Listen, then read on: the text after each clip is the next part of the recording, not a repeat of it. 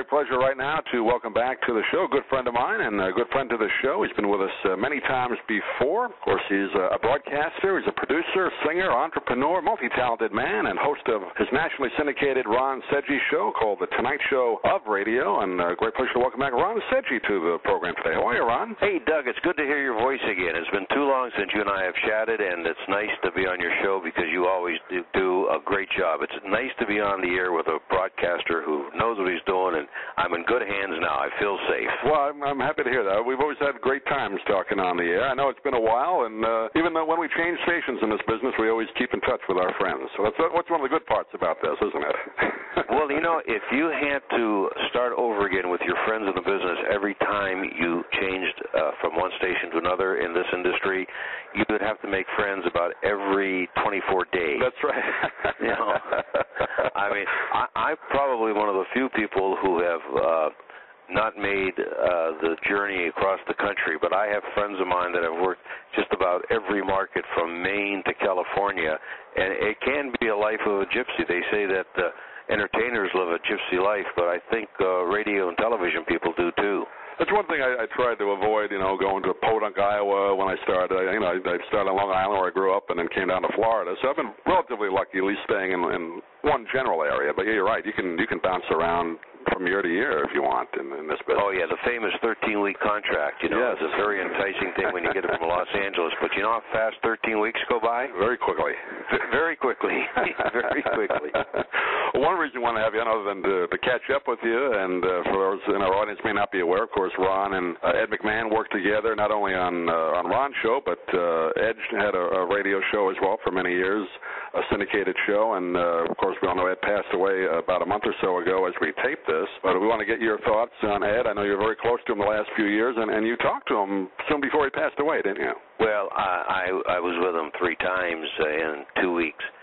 What had happened was when he went into the hospital in February, he was actually doing very good. He was just kind of in there just for general checkup, and and I was sending him some things that I had found from his Marine career, and we were looking forward to me going out there because his birthday was March 6th, and that would have been his 86th birthday.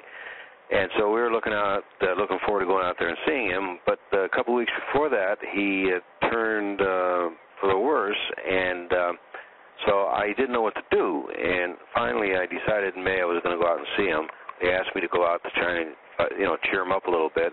And I went out there, and he was in intensive care. And he recognized me, and we had a nice visit. I was there for about 3 or 4 days. I was coming from Branson. I went from Orlando to Branson to do our show in Branson for a few days, then off to California, then back.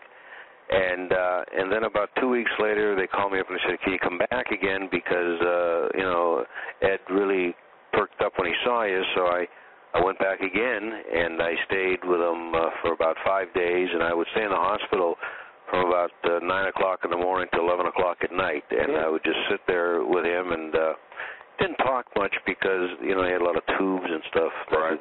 But at least I was there, and he knew I was there, and we had some private time together.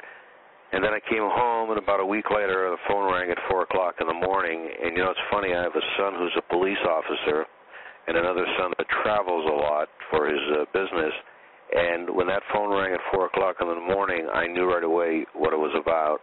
And they called me as soon as he passed away. And a lot of people may not be aware that how decorated Ed was for his military career. I mean, they talked a little bit about it on the show, and Johnny, maybe let a joke here and there, but he was quite a decorated Marine, wasn't he?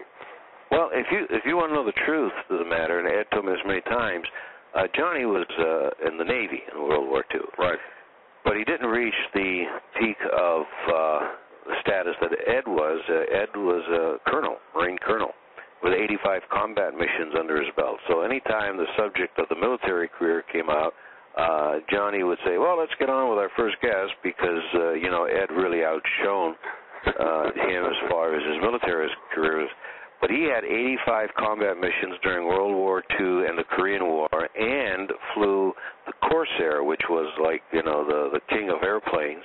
and did carrier landings, and even one time was told he had to eject. And he said, I pulled open the canopy, and the wind was blowing so bad, I said, this isn't going to work. So I closed the canopy, and he landed it on two out of the three landing gear, and he landed it with no damage to the airplane or to himself.